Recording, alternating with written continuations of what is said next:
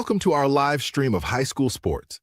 Please note that this broadcast is produced by an independent team of sports enthusiasts, and the views, opinions, and commentary expressed are solely those of the commentators and not representative of the schools, teams, or athletes featured. While we strive for accuracy, occasional errors or misstatements may occur. This stream is intended for entertainment and educational purposes only. Thank you for joining us and enjoy the show.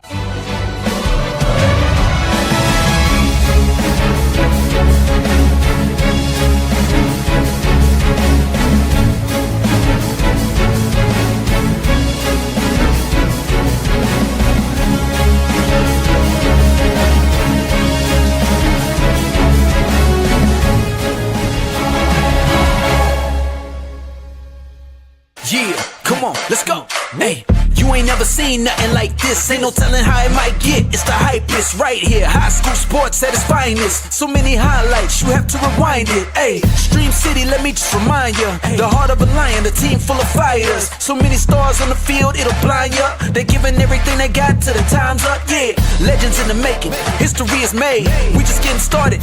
You ain't seen a thing.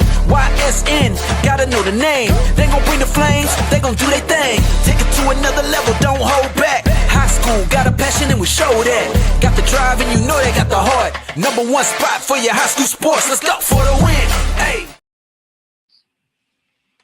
And welcome in, ladies and gentlemen, to a Tuesday edition of YSN Live. DJ Yoakley alongside a few of my favorite friends. Anthony Ronald Hartwig, the 8-time best-selling author, Grammy and Emmy Award-winning, world-traveling, Pulitzer Prize nominee, and what was the other one? Nobel Peace Prize runner-up. You brought it up. I did not win it. Did not win it. And I think Greg might win it this year. After the reports we heard yesterday of it might be his wife. Yeah. Or might win it, right? She could be up there. She could be up there. She's going to be on the podium at least. And, she'll be looking down at you, down her nose, and saying, "See, if you guys didn't have that meeting on that Sunday night, this could be you. This could be you." We welcome the Professor Greg McAfee also to the show today. Gentlemen, boy, we suspended all of our broadcasts last night thinking maybe there'd be one or two that kind of fell outside of the world of, hey, we're going to give this a shot. Nope, not a one. And I'll be honest with you, as we've been watching the green turn to red very quickly because of cancellations on our spreadsheet, boy, there's not much left for tonight either. There's really not. You're looking at it as of now. I think we still have a doubleheader in Southern. Between Columbiana and Southern Local, girls, boys doubleheader. Boys will be first, girls will be second. We still have Niles and Lakeview playing on the boys' side. Perry is still traveling to Edgewood, and they've actually posted, good. They've posted the promo for that on social media. So as far as I know, that's still happening up in positive news. 4-0. Larry will be there, and then Hopewell at Beaver boys. Over in PA, Noah Doty is scheduled to be at that one. It's still green for now, so we'll see. But the witching hour is upon us. I mean, typically it's the 12 o'clock, 1 o'clock time that we're starting, we'll see these really fall off because a lot of these, I would have to imagine, guys are probably on their last legs and they're like, hey, let's just wait and see, what transpires in the next couple hours, see if it warms up at all. And I don't know if you guys have seen it, but according to Storm Tracker 21, it's not going to go up. The thermometer, the old mercury is not going to be rising. She's going to be falling. So I don't know.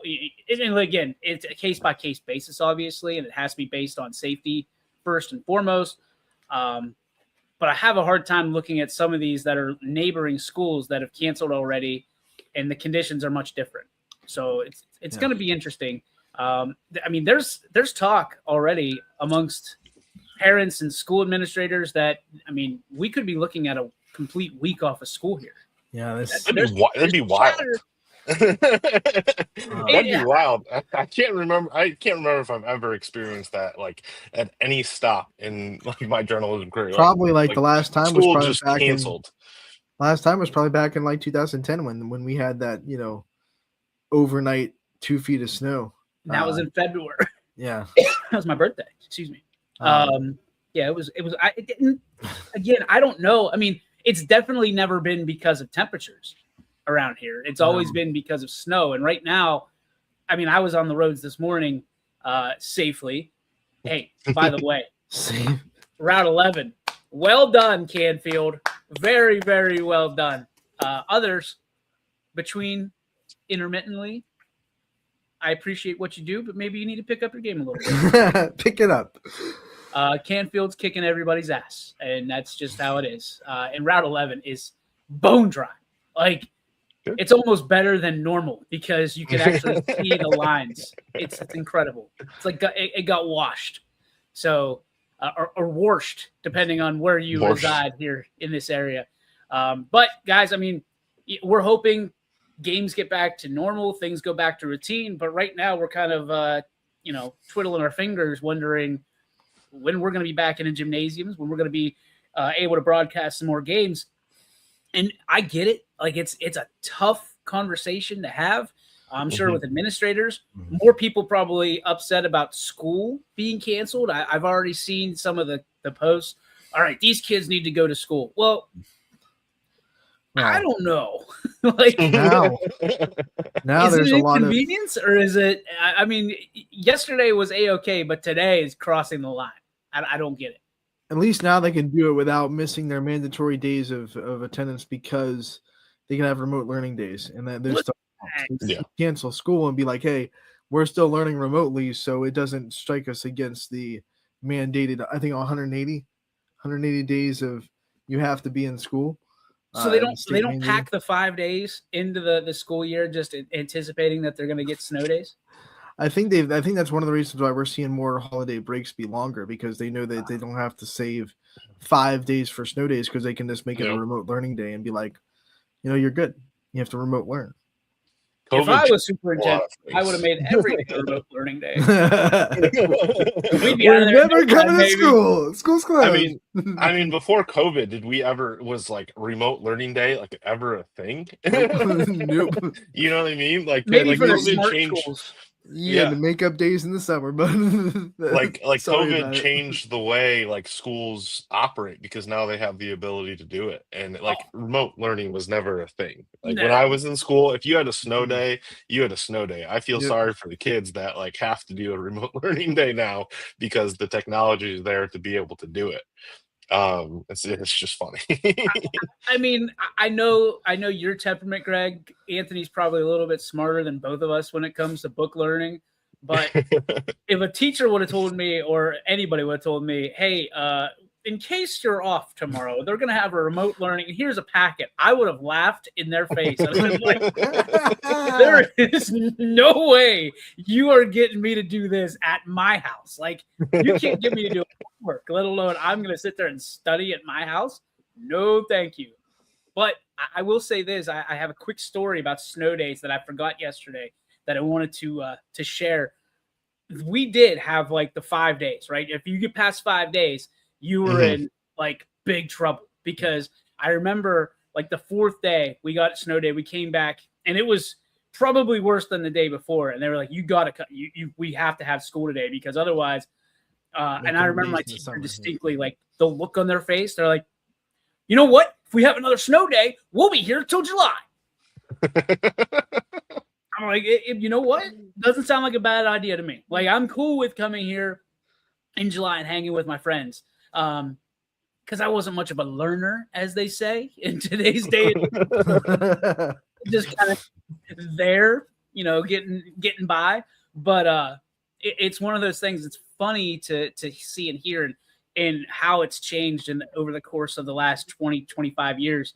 Back in my day. So it's interesting. Like, Z's up there doing like work, and I thought it was because my wife was kind of a dictator, but it like he actually has to like do work, and I was like, oh, I'm just gonna stay away from that right now, because at some point he's gonna be like, Daddy, did you have to do this when you were young? And I'm gonna go, nope. No. Sure I did. Of course we did. Daddy was turning over picnic tables in the park and riding them down like a sled. That's what Daddy was doing on his snow day. Don't do that at home, kids. That is not good use of city property at all. We do have a great show for you, believe it or not.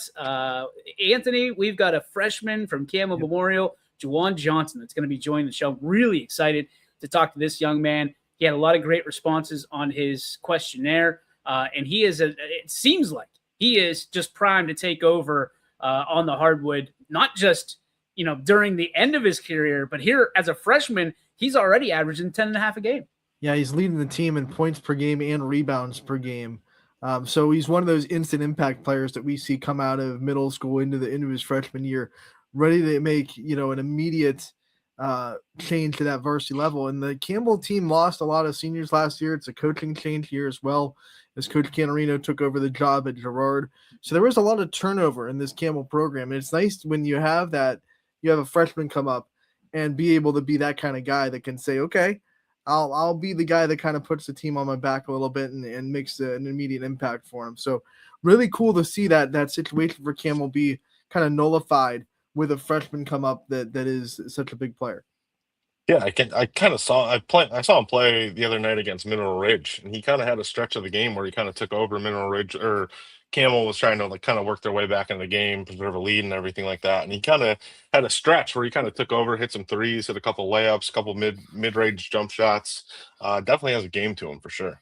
I'm looking forward to talking to him and just questioning about what are some of the challenges you face as an underclassman trying to take over a basketball game when you've got upperclassmen and people that are older than you on the same team that, hey, this is one of their last chances. And you see it on some teams. There's a lot of chemistry and they know what's coming up. I think JJ is one of those guys that they knew was coming, and that the talent that Campbell seemingly always has on the hardwood, you got to give it to the guy who's working. And JJ has been a guy we've seen across, definitely has, I would assume, maybe precursor here, a big dog nominee, I would imagine, at some point during this year, if not this week, probably very soon. But you look at what he's been able to do, and Campbell, they could make some noise in the second half of this season, especially in the MVAC. Mm-hmm. Yeah. All right. Sorry, Anthony. No. You want to tie everything back? I was just going to agree with you, because Campbell's a team that historically has been able to make deep tournament runs because they play a tough schedule. The MVAC is tough, and they find a way to kind of test themselves, and then when the season's over, they're kind of like the Mooney of the MVAC, where they find themselves in a situation where they can beat some other teams that are outside the MVAC that haven't been as tested as them. Red Devils are always good the second half of the year, man. They are incredible. Mooney's another one of those teams. Doesn't matter what they do in the first half. You got to watch out for them in the second half as well. One of the things I want to talk about before JJ pops in here, Greg, breaking news right before we came on the air. The offensive coordinator of the Buffalo Bills, Joe Brady, has been hired to take over as head coach of those very Buffalo Bills. And much like my spark against the new Steelers coach, will be to his press conference shortly after our show today. You were kind of underwhelmed about the thought, the idea, and the execution of the new Buffalo Bills head coach. Yeah, I don't understand, firing the head coach and then hiring from his same staff. I feel like the offense didn't really operate as well as it should throughout the course of the season. Obviously, they had one of the best rushing offenses in the league, but it seemed like they kind of stagnated at times. I was excited for some new blood. Bring some in. I was really high on Udinsky from Jacksonville, a couple other guys as well. So I don't know. I'm underwhelmed at the moment. We'll see how it kind of translates to when the season starts, the team reports to training camp and everything like that. But yeah, I think underwhelmed is a good word to describe this hiring for me, at least. Anthony, you're kind of the longest tenured coach in some scenarios, especially the panel that we have up right now. When you think about the Chiefs, they were not the Chiefs this year. Right. What decisions are they making from and could this be something that puts or strikes fear in the hearts of Chiefs fans, thinking that Josh Allen is going to be able to beat them with Joe Brady as the head coach of the football team? If not, what are the Chiefs going to do to be better next year? What we did is we fired our offensive coordinator, who was Joe Nagy, and we brought in Eric Bieniemy, who was our offensive coordinator for a long time. I think for our first 2 Super Bowl wins, he was our offensive coordinator. So we kind of went back to the past and said maybe it worked, 10 years ago or whatever, 5 years ago. Maybe it'll work now, and we'll bring him back in. And so we brought back Eric Bieniemy to be our offensive coordinator again, kind of a blast from the past. Could be a little dangerous. Yeah. It looked like Kelsey was pretty amped up about it. He was amped up about it. And the one thing that like the Chiefs have to fix, and I know JJ just popped in, so real quick, this running back room. I think that's one thing that's got to get better in Kansas City. The run game is abysmal. I think we were like one of the worst in the league at yards per rush. So we got to get the running back room going. And Eric Bieniemy was a running back in the NFL. He was a running backs coach before an OC. So it was kind of making me feel like we can get that running game back on track with him as the OC. All right. Our guest is here. So, Mr. McAfee, Professor, we're going to put you on a break for 10, 15 minutes. We'll catch up with you in a little bit. Our next guest, ladies and gentlemen, as we bring him in, is, he's the leading scorer for the Camel Red Devils and just a freshman at 10.5 points a game. This guy, not only can he fly a little bit, but he can fill up the bucket when he is called upon. And again, just a freshman. Ladies and gentlemen, as he fixes his camera, we bring in number 10 in your programs, number 1 in your hearts, JJ Jawan Johnson. What's up, buddy? Oh, how you doing? We're good, man. You got that phone on lock? Hold on, I'm gonna move the paper on ball again. Hey, you take your time, man. It's live. Don't worry about it. Everybody goes through it. Let's start it up by just asking you, and I kind of preface this in the open of the show. As a freshman, JJ, is it tough to be able to demand the basketball when you're on a heater? I mean, we've seen you go on runs. We've seen you excel on the floor with seniors on the other side and obviously upperclassmen on your own team. For you, how has your play been able to give you more opportunity to be the guy for the Red Devils? I mean, I feel like my teammates just put me in good positions, to give me the ball in certain situations. We play as a team. So, like, when somebody has a high hand and they just make sure I have the ball in my hands and they know I can score.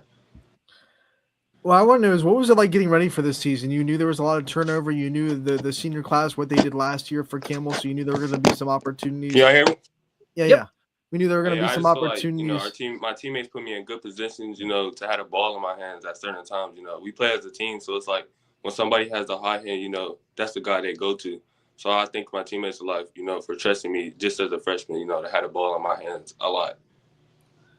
What was it like preparing for this season, knowing that you were going to have this opportunity and knowing that you had to step up as a freshman? What was it like in the summer months trying to get ready for the season? Can you hear us? Yeah, I can hear you. You can't hear Anthony?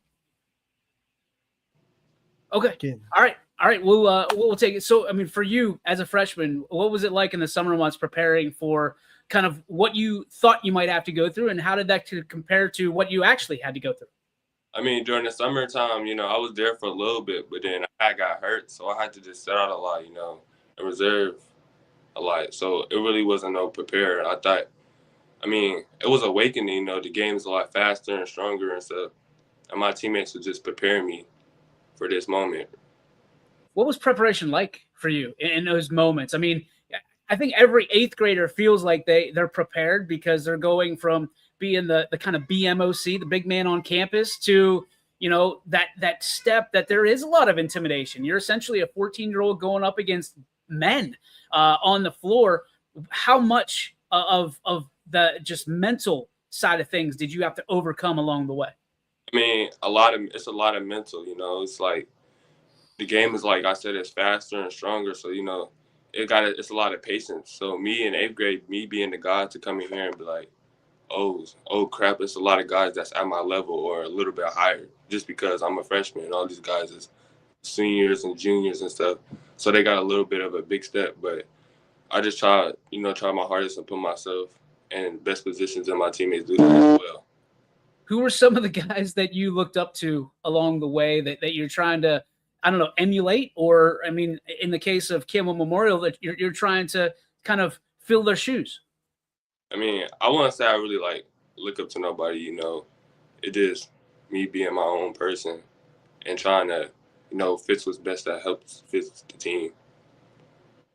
Did you feel like, in the fall, you were able to acclimate yourself a little bit to get into the swing of things before you're able to shine here in the winter? Yeah, in the fall, it helped a lot. It just helped me pick up on the speed and stuff and feel the game of finally being in high school. What are some of the goals that you had personally walking into this season? Well, my goals was just to, win as a team, play with my brothers, reach the highest point that we can. That's really was my goals, just to win games and come in and make a name for myself. Camel knows how to win games, man. We've talked about their deep postseason runs and obviously what you guys can bring to the table this year. Nobody ever counts out Camel on the hardwood. When you're thinking about what potentially could be a nice long postseason run, again, I don't want to get too far ahead of you in the regular season, what you guys are going to be able to do down the stretch. But I mean, how much excitement does that bring you being able to really get involved right away, get your hands dirty a little bit as a freshman? And what does the ceiling look for you? What is the potential for you, JJ? Well, the potential for me is really high, I say, as long as us playing together and communicating that we can reach each other's highest point, we just gotta, we a nice young team. So it's like everything comes with development, patience, and experience. And I feel like that's slowly coming together. Let's talk about your leadership, how you've had to step into a leadership role on this team. Obviously, when you're leading in points and you're skying for those boards, it comes with a little bit of responsibility and accountability. For you, where does your leadership style come from, and what is it, I guess, is a better question?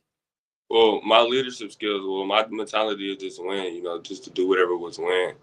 And, me coming in here, and already making a name for myself is good. So I just feel like doing whatever it takes to win is what I'm willing to do for my team. What's your favorite things about playing ball? Oh, yeah. I love scoring. Like, as you know, I love scoring, But slowly, he taught me, like, the game is not just more about scoring. You got to learn how to sit down, read defenses, make the right read. And I feel like I'm coming together very well after him coaching me. Who's the guy that in college or in pros that you feel like you look up to and you try to maybe emulate his game a little bit or at least take a couple plays out of the playbook? Well, my favorite player is LaMelo, but, like, I always get compared to, like, Kevin Durant just because how tall I am and I can go score like a regular guard. I love that. Let's talk about your role models. Obviously, Kevin Durant, pretty good one to have on the hardwood, and LaMelo as well. But off the court, off the hardwood, who are those people that have influenced your life and impacted you? I'll say my mom, my uncles, and my grandma. But most importantly, my mom, because, it takes a lot for her to raise a man and for us to stand on our own 2 feet. And I'm thankful for her every step of the way, to just teach me how to be a man and the person I am and becoming. What's the best advice maybe you've ever received from another person, whether it be your family or teachers or influencers in general? I mean, I'll say my best advice was, like, well, my uncle always told me, like, if shots not falling, it will never stop your defense. So just pressure the gas on defense, and eventually a shot gonna fall. I know we're a while away from you graduating, just a freshman again, but what are some of the things that you want to do after high school? What career choices maybe have you thinking about that, leaning towards that in the future? I mean, like, I want to play ball as long as I can, reach the highest level and the highest point that I can go. But, like, anything besides, like, ball, I'll probably say, like, well, ever since I was a kid, I like to, like, build stuff. So I'll probably say, like, construction or something like that. What have you built so far that you're incredibly proud of? I mean, at school, at builders class, we be building a lot of things and stuff. When I'll probably say, like, I mean, I'm more like, I like hands-on stuff. So, like, anything that we did with hands-on, then I'll say that we did. One thing we did, we built, like, instruments out of, like, I don't know how to really explain it too much though, but I really like hands-on stuff. Well, dude, listen, you're way ahead of where I was because the closest thing I got to building was a sandwich in high school. So well done. Way to keep it up. Way to keep moving the chains and building. And I'm sure you're going to keep building on this unbelievable career that you started. JJ, we can't appreciate you enough. We know it's a snow day for you. And I think your game got canceled tonight, correct? Got canceled. All right, man. So you know what that means. It means you got to get back in the lab and showcase all these awesome moves that you put on YSN, man. We're proud of you. We're looking forward to you playing at the highest level, and certainly we're fans. So keep up the great work, and we'll have you on again very soon. Thank you. I appreciate it. Ladies and gentlemen, from Campbell Memorial, Juwan Johnson. Thanks, JJ. See you guys. All right, so Juwan Johnson, as we bring Anthony back, can speak. Yes. Can you hear me? Got him loud right. and clear. And then we bring back the professor back into the mix, ladies and gentlemen. The three amigos back together. See, that's called being on a wire, a high wire in the air. And boy, when you're live and he's just looking dead into the camera, and when he repeated that second question, Anthony, or that first question, and he just completely ran you over, I was like, oh boy, this just turned into a 1v1. But he did a great job. Anthony, well done for stepping aside. And I think we both kind of figured out real quick, like, this is not going the way we thought it was going to go. Abort! That's kind of how it goes. Live television, right? Hey, welcome to live television. That's DJ, right. I know you don't like to pat yourself on the back, but you're so good at pivoting. I mean, like, if I was in that situation and it was me that only could be heard, I don't know if I would have been as, like, not fluttered a little bit. Like, but you're just like, okay, Ant, you're out. I'm taking it. Well, I could see it on your face that there was a little poop coming out on your side, and I was like, Anthony just pooped himself. Like, when you had to repeat your second question, like what people don't see, a little behind the scenes here, is I can see on the bottom, I can monitor what everybody's doing, whether you're on or not. So, like, the first like telltale sign that this was going to be, I was going to have to stretch my journalistic integrity here, was when I go to punch the button to bring him on the show and bring JJ on the show, and his phone or whatever it was completely fell down, and I was like, oh boy. Here we go. Here we go. This is where we win the Emmy.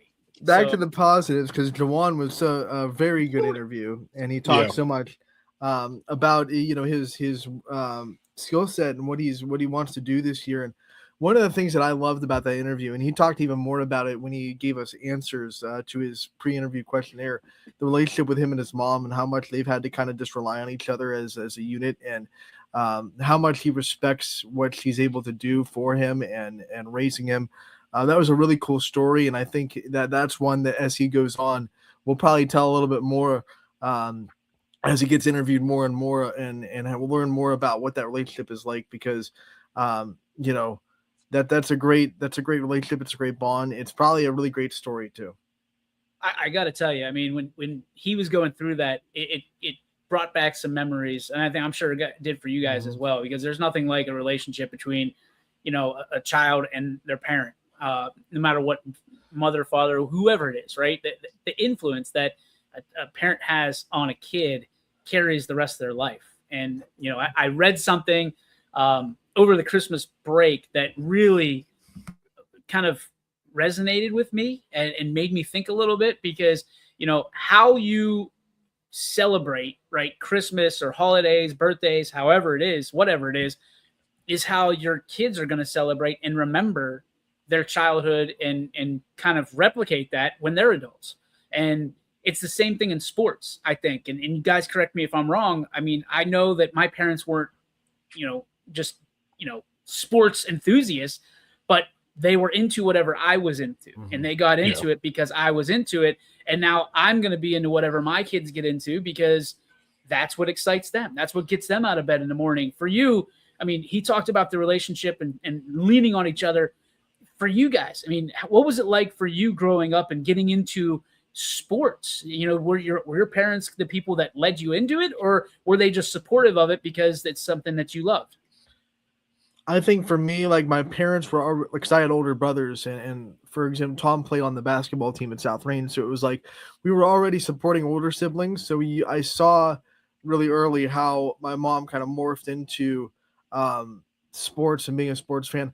I don't know how big I would have to ask her how big of a sports fan she was before she had kids. I know her family is big into sports, obviously in Kansas City, and I know that she has a bunch of memories of that, but I don't know how big of a sports fan she was before she had kids, but now, luckily for me, she's a big enough sports fan to take me everywhere that we go to cover all these sports of YSN. And then on my dad's side, I think it's, again, one of those things where he was kind of a lukewarm sports fan. Like, you'd watch him, but, like, he wouldn't get too animated or too, enthusiastic about sports. But then once we got older and we were definitely those people that got into sports, me and my brothers, he kind of got more into it, and he'd sit and watch a football game on TV. And now he's out there watching football on TV, and he's like getting mad at the players when they don't catch a ball. He's turned into this typical sports fan that I don't think he probably would have been if he didn't have kids. So it's cool seeing parents kind of morph into things that their kids get excited about.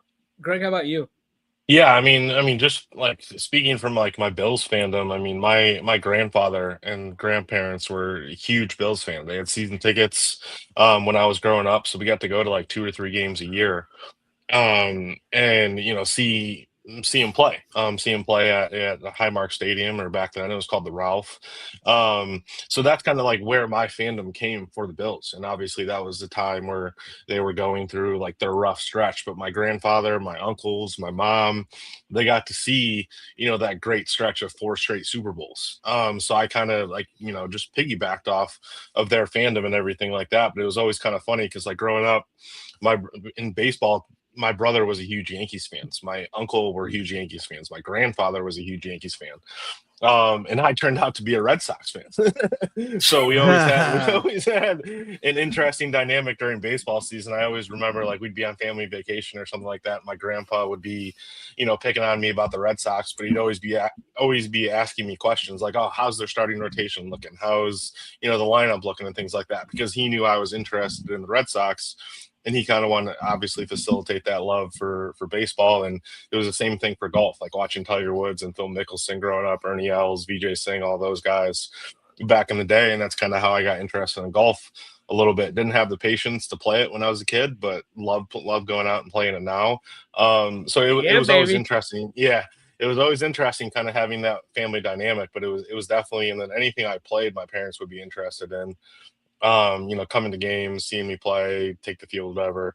So yeah, I mean, it was very like family driven, and they always kind of showed an interest in whatever I was doing, despite maybe not having an interest in it before. But even today, I mean, I try to go to at least one Bills game a year with my dad. And we, his sister is a huge Bills fan, and like we went to the game against the Patriots a couple years ago when they won the AFC East, and it was a huge celebration in like 10-degree weather. It was typical Bills weather and everything like that. So it's a huge family thing, and it brings us all together, common interests with, when the Joe Brady news broke this morning, like 15 minutes before we came on, my phone started blowing up. I have like 6 different group chats right now that are all filled with reactions to the hiring. So it's definitely something that kind of brings us all together, which is good. I love it. And I have to ask the first question. I mean, first tell you, and I think I've told you this off the air, how disappointed I was because Christmas season, Mrs. Yoakley, Mrs. YSN gets the run of this year remote. So there's a lot of Hallmark going on. And when they had a Buffalo Bills Hallmark Christmas show, Christmas movie, I was all eyes, because I guarantee, I told her, I said, there are odds that Greg McAfee will appear, or someone that looks exactly like Greg McAfee will appear in this movie at some point. And I thought Josh Allen was in it. I thought that, I mean, I was highly disappointed. Great flick. I'll watch it again. We watched it like 4 times because that's what Hallmark does. But the other question, so you're a Red Sox fan. I thought all redheads and Irish people had to be Red Sox fans, like Red Sox, Celtics, like you had to kind of navigate. I mean, I don't know that combination. I don't know that connection. But I mean, obviously, you have the sibling rivalry growing up with my brother. Me and my brother are 4 years apart, so he's in high school when I'm in middle school and everything. And it happened in like 2003, I think. So the year before Oh, they the won the timing World could have been Series. better for you, huh? Yeah, and they were like there was one weekend where they were playing each other, Yankees and Red Sox, and I was just like, you know what, I'm gonna be a Red Sox fan. And we kind of battled throughout our adulthood and everything like that.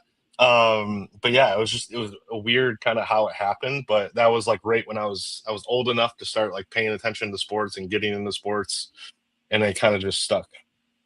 Who's the hockey team? Do you like hockey?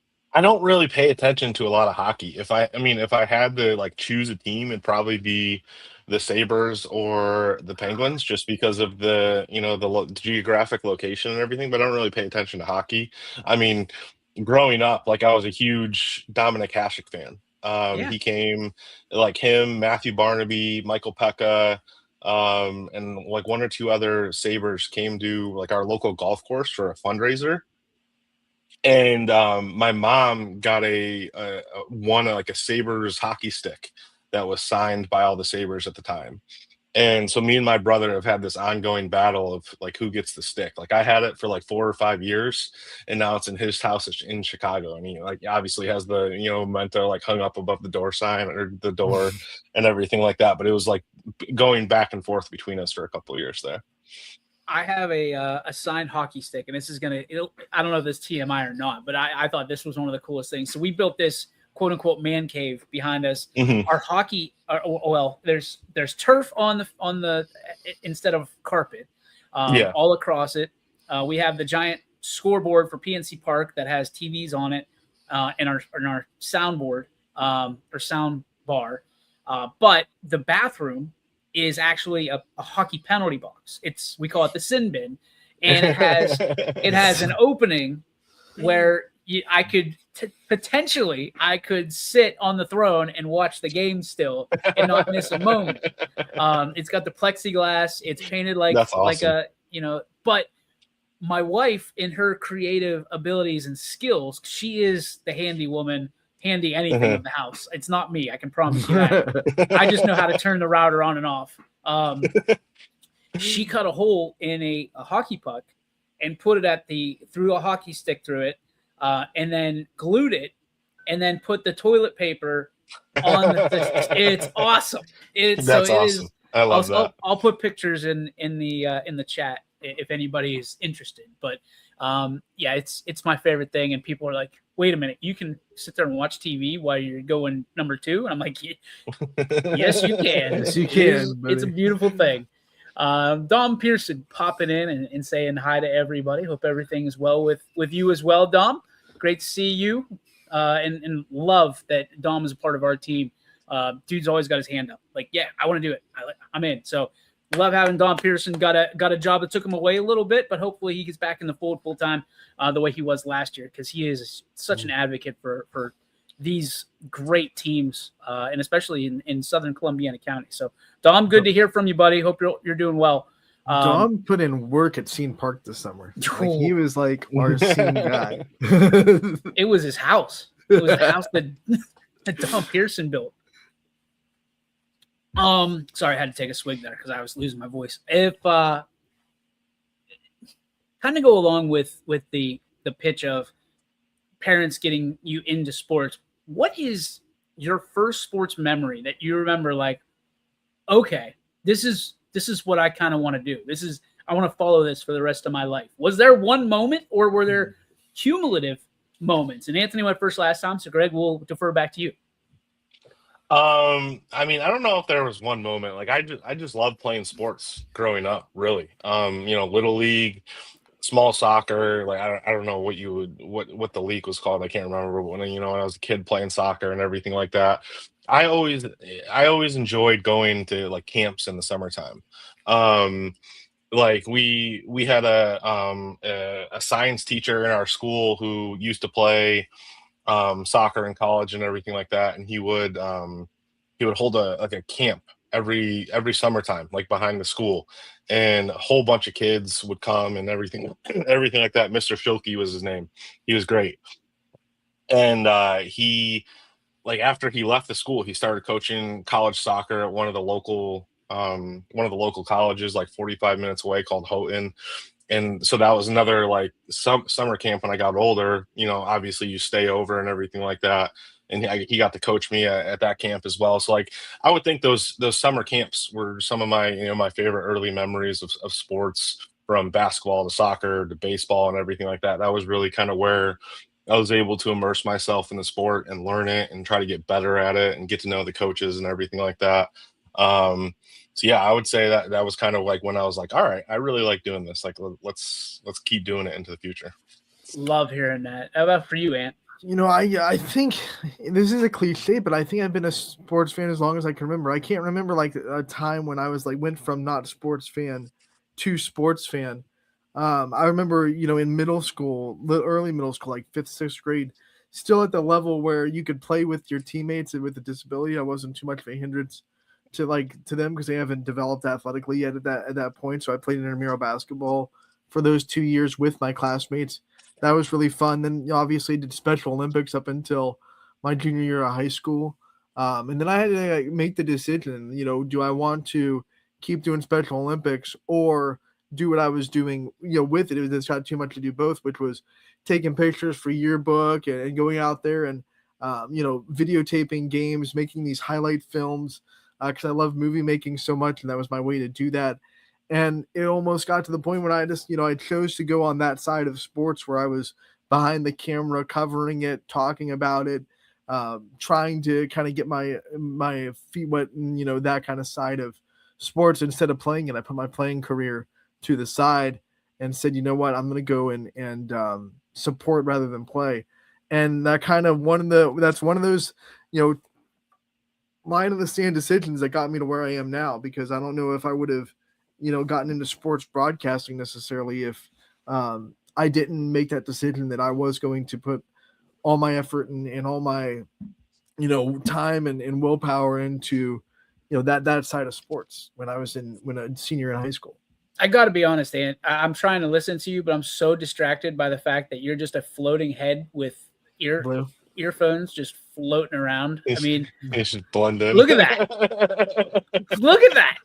I mean, you're just a floating face with earphones. It's incredible. Blew everything, huh? Buddy, you're just like painted into the wall. You're like the dude from Hunger Games that paints himself.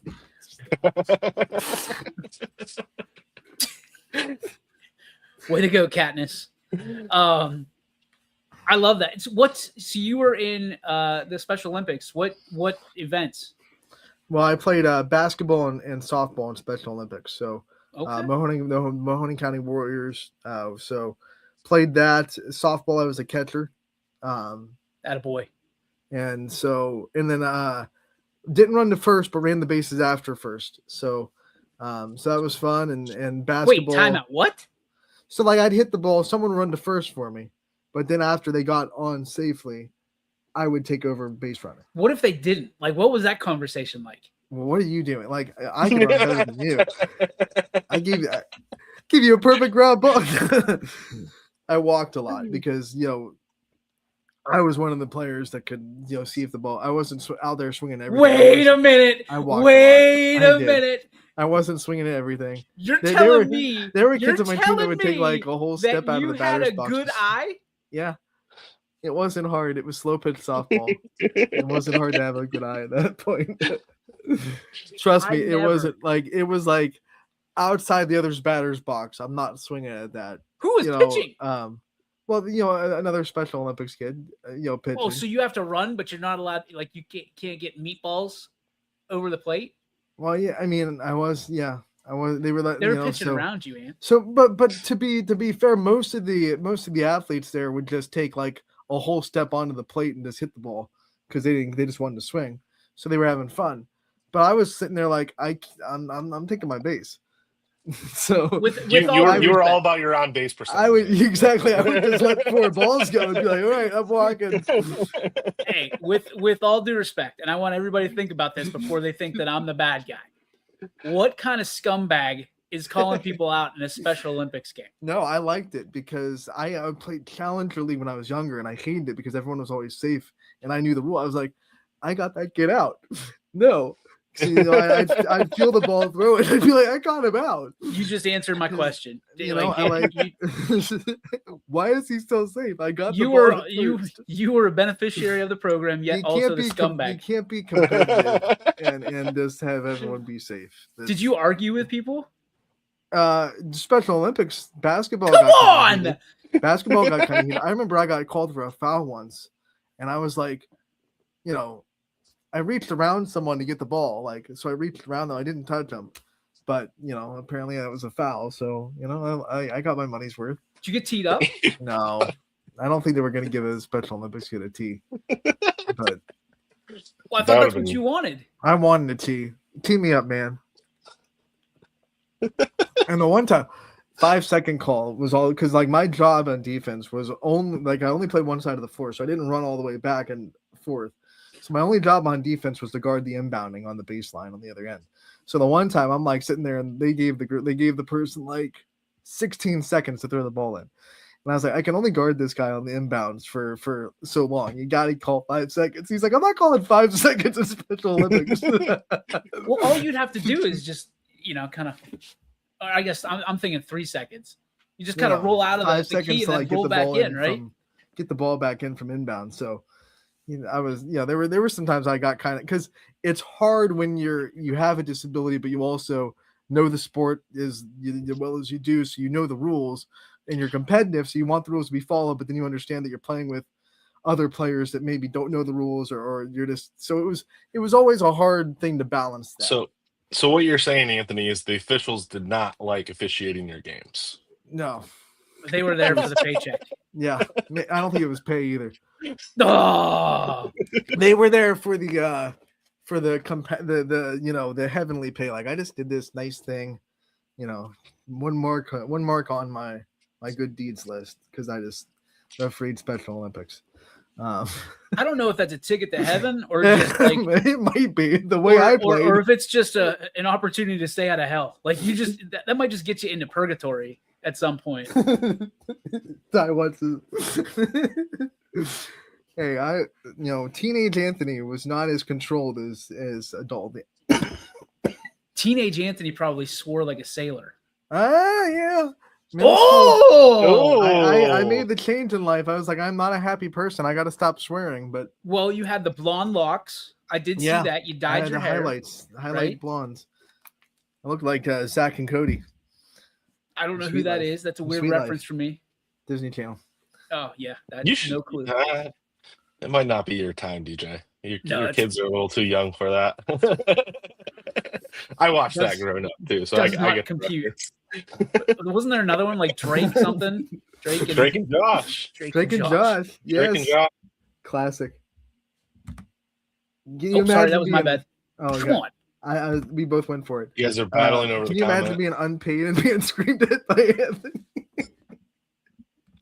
These refs. The site is very funny. I feel like that was my job there for 2 years, not paid, and Anthony just yelling at me for things that we did at YSN. I concur. I can feel what those referees felt. It's incredible. Anthony does get very passionate, and I know because over the last 9 years I've seen him mature. But boy, he was the story of Anthony starts where he didn't even allow me to know that he had a disability. I'm walking around the Wendy's on YSU, looking for this person. I'm like, okay, where's Anthony Hartwig? Does anybody know Anthony Hartwig? No. And then there's this dude in a wheelchair. Hey, like E.T. Hey. Anthony, phone home. I'm like, all right, what's up, dude? And he's like, I didn't want to tell you I was in a wheelchair. And I'm like, that doesn't matter. And now he's the strongest voice in all of local sports here. So, but there was a rough start to the relationship just from the standpoint of there's no pictures out there of Anthony, and he was running the South Range Twitter page. Yeah. And One of everybody those- thought it was Donnie Farron, which was hilarious. I was not affiliated with South Range before all the Barstool accounts came out. I was the original Barstool. Yes. There came a point where we had to say, Anthony, you need to kind of separate from this because I think you're going to get into trouble. Not that he was putting anything bad, Someone but else there were said it. some. I didn't say it. There was some heat out there. I said, Anthony, why don't you take over the YSN and just act like you were doing it? You know, you could do it for everybody. Because there was a point where Anthony didn't want to broadcast anybody but South Range. Nobody. Mhm. And then all of a sudden he's like, I had to coax him into it. Hey, man, I think it'd be good for everybody in this area. And I don't want to pat myself in the back, but I wasn't wrong. I wasn't wrong. You were not. But no, I think it's really interesting how people get into sports and with Juwan Johnson talking about how influential, you know, his relationship with his mom is. That's huge because I think we all take it for granted a little bit, you know, the relationships that we have, and then, you know, how we get into the things that we love. And, you know, there's a lot of people that take for granted the things that they have on an everyday basis, but think about your life. I mean, I can say this because we're on a sports show and a sports network, but like, think about your life without sports, what it would be like. That's not a life that I want to live. I mean, there's a lot of things in my life that I wouldn't be the same, but sports is a big part of who I am and obviously what I do and everything that I have. And it'd be challenging, but I'm grateful for my parents because they could have been like, nope, you're not playing. You're going to go to band camp. Not that there's anything wrong with that, but it's not me. Or like science camp, which is definitely not me. I'm not sure I passed the science class. I officially. probably would have either been like turned into like a pastor like my brother, or because I was a religious studies minor in college. So We're just dusting off all the awards now, are we? Or like one of those really toxic film review guys on TikTok that bashes everybody without any concern for human life on TikTok. This film sucks. It would be funny because they'd be like, "You're probably some dude in a wheelchair in your mom's house," and you'd be like, "You're not wrong. You're not wrong." Sometimes I just got to stand up for myself.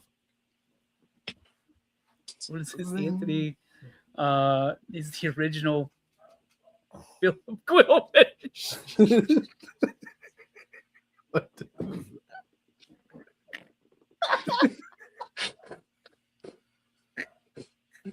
Oh, This is like this is the mayonnaise reference all over again from Zone Coverage. DJ is down for the count. If you guys don't know. My God. Oh, Greg, if you only knew. Oh god. If you knew who Jim Quailfish was. I don't, so I don't. Noah Doty has an alter ego. Oh, okay. And his name is Jim Quailfish.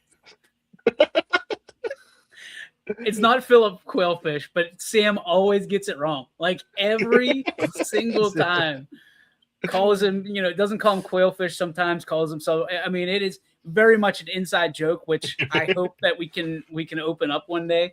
It would be nice to have Noah on and explain the see, Ty gets it. Ty gets the Quailfish references. Anthony, do you know that story? I know. I've heard the stories about how Noah Doty got kind of, crazy when you guys were, going through Texas with a rental car. That's when Noah I've heard that story. Trying to find a place to plug in the car. And I'll tell you this, I don't know if I shared this with everybody, but over the Christmas break, we went down to Florida and we had the worst time with a rental car. It was the day after Christmas. And just, surprise, Aunt. It was 2 a.m. We walk into the Hertz.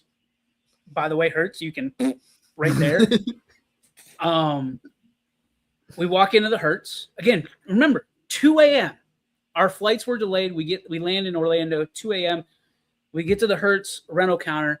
There's a line full of people that are like, I'm here for my car. There's no cars. There are no cars at all. We are an hour and a half away from our destination. We were driving to, Vero Beach. And we were going to stay down there for a couple of days and then come back to Orlando, go to Disney, then go back to Vero Beach. I'll be damned if they didn't give me a quote-unquote hybrid car that they miraculously pulled out of their rear end. That wasn't a hybrid car. It was just straight electric. Oh. So your homeboy and his wonderful family had a choice we had to make because there was a gang being formed of people that were really upset the day after Christmas that they didn't have a car. And we were in a car. Our luggage was already in it. Do we roll the dice thinking Orlando is a forward-thinking town? There's going to be Florida's a great state for this because you're not going to get cold. The battery life's going to be better.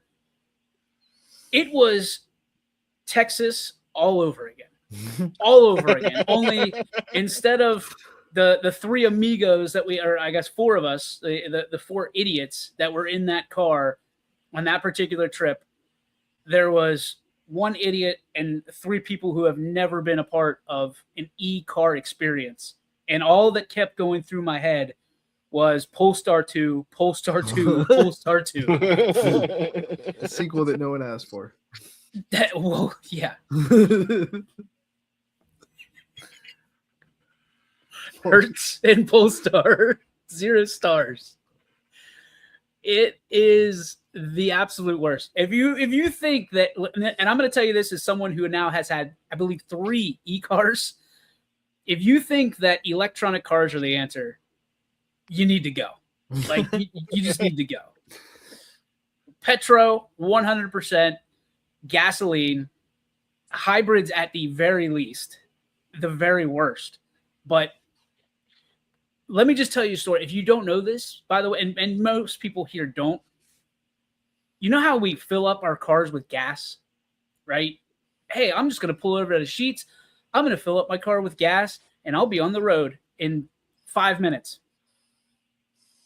In order to fill up your car and charge it completely, you're looking at essentially somewhere between 2 hours and 30 minutes on a 30% charge already, or best case scenario in some 8 hours. So you've got to leave it essentially overnight someplace with your car plugged in.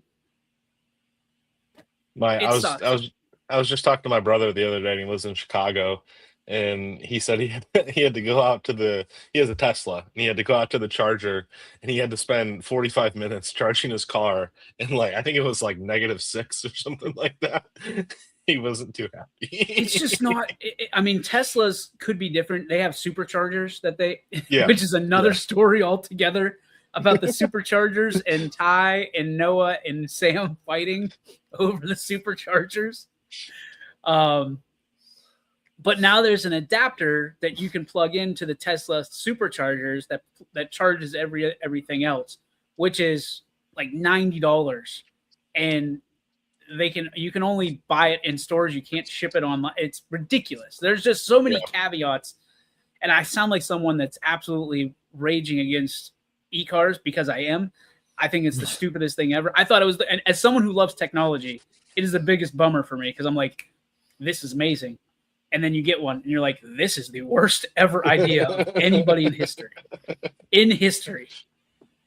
Because in chargers, when you look at them on your phone, there's not, hey, this is where a fast charger is. No, it's you roll the dice and it's in some back lot that you feel like you're going to be compromised by someone a lot bigger and muscular than you are. So muck ducked. Yeah, you're gonna get muck ducked in the back parking lot trying to charge your e-car because there's nothing masculine about an e-car. You can hide it however you want, but basically racing stripes in a spoiler, it's still it's just not a good. In every person down in Florida that has a jacked up truck just flies past you because you're just a big, there's a word I want to use, but I can't use it. Sissy. Same amount of letters. Same amount of letters. A lot of letters are the same. A lot of the letters. So that's our story. One of these days we'll just have the four of us on and we'll talk about the terrible time that we had traveling across this great country. Because Sam Torres in an airport, like it has to be documented at some point. Like it has to be like behind the scenes, like true Hollywood story. Sam Torres at an airport. We're gonna have to like mic him up next time we have to go somewhere and like just videotape the whole thing. Well, you're locked in. Gee, you're locked in. You have to go. I mean, you have the photography skills, and plus, I think that you are one of the sound minds of travel, to where we get 5 hours into it because somebody likes to get very early flights for us so that we spend more time there. Somebody. 4 a.m. is not fun.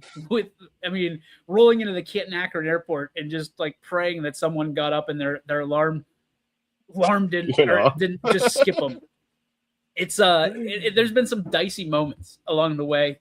I mean, Ty Bartell in the great city of Las Vegas is an all-timer. All-timer. All-timer. Sam Torres. We didn't know if Ty was coming home from Las Vegas. We definitely had one of those hangover moments there, and then Sam Torres the day after going to the Pro Bowl was also an all-timer. He's the only person I've ever seen sit inside a stadium with sunglasses on the entire time, and I have documentation of it. So when we have this conversation, this powwow live on the air, it's probably going to be late at night. We're going to have to do Youngstown After Dark because there's going to be words that fly. It's just going to happen. I'm surprised it hasn't happened yet today. So with all that being said, can you tell there's no sports going on in the area right now?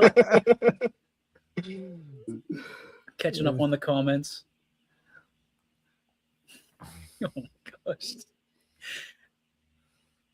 Yeah, there was no flight available in Canton Akron. They canceled our flight, and they basically told us, hey, there's a flight over in Cleveland if you get there fast enough. Before, I know this is a bit of an exaggeration in my head, but honestly, I don't remember seeing Sam after we said, okay. It was just, he was gone. Absolutely gone. And I think the next time we saw him, he was 30,000 people ahead of us in line for TSA because he has to get somewhere. And then, like, once Sam gets through the TSA line, he is the coolest cucumber you can imagine. Like, see, I remember talking about this during football season, like your exact trip, and hearing about Sam. And because I'm the same way. Like I like once, like I like getting to the airport early, and I like getting through security. Once I get through security, I'm like, all right, let's go have a couple beverages. Let's go hang out and just I'm just relaxed. all of this, I will tell you, Sam was never the guy that got spot checked from TSA. It's always me. It's always me. And like Sam's like, no, that was a one-off thing. No, every single time. And it's like I'm the lucky guy that gets the pat down. The pat down, but because it's not in the hot spot, as Sam says, iron crotch. He goes, dude, every single time it just beep, right? Oh, and I'm like, I'm not. What is it? And it's like I've tried, and it's only with them because I've traveled with my kids and my wife, and I never get pulled over. It's always with them. So there's something to this, and I wouldn't put it past Mr. 440 if he's slipping dudes 20s, just telling them, hey, this guy, man, get him, get him. Because it's like the one guy goes, like, I just I think it was the second time. It might have been going to Dallas, and the guy just looks at me. He's like, "Are you serious?" I'm like, "Go, just do it." He's like, "Do you want a private room?" I'm like, "No, might as well get this out of the way in front of everybody." So the stories of our travel woes are that of legend, and they're wild. So I promise that one day we'll have Jim Quailfish, Ty Bartell, as well as Sam Torres on to tell the tale of traveling for our cross-country events that never, ever, ever go as planned. Maybe we'll bring Richie back because he was on a couple of those as well. Richie was in Vegas. Richie was in Vegas, and Richie thought he was going to have to break up a fight. Sam, and this is all because of the derailment. I mean, not because, but the derailment was happening at the same time, and they're 3 hours behind us. And I'm trying to oh my God, Richie. Oh, I forgot about that one. But like Sam is continuing to just to this day, I think he was trying to get my goat, telling me that Ashtabula sports are significantly better than Youngstown sports. And I mean, it was we argued from, I want to say it was 9 o'clock Vegas time till 3 a.m. Vegas time, which is what, 6 a.m. here? Yeah. Yeah. And then had to get up the next day and do our thing and broadcast flag football. But like Richie had to come in at some point and be like, guys, we should probably go to bed. Like Ty was already out. We hadn't seen Ty in hours. Ty is gone. He's gone. Like that was the whole trip. It was like, okay, do we have Ty? Okay, great. He's not hard. I mean, Ty's like 6'7". He's not hard to. You'd think he'd be easy to spot and keep a hold of and track of, but he's tough to keep a lock on. Like we got to put an air tag in his back pocket the next time we go out. So, all right, that's enough for those stories. On to, oh my gosh, literally hours. He says, yes, it was bad. On to our Joe Dickey Electric. What's Your Spark? Presented by Joe Dickey Electric. They are everything electrical, and just like YSN, they're available to you 24/7, 365. Go to DickeyElectric.com.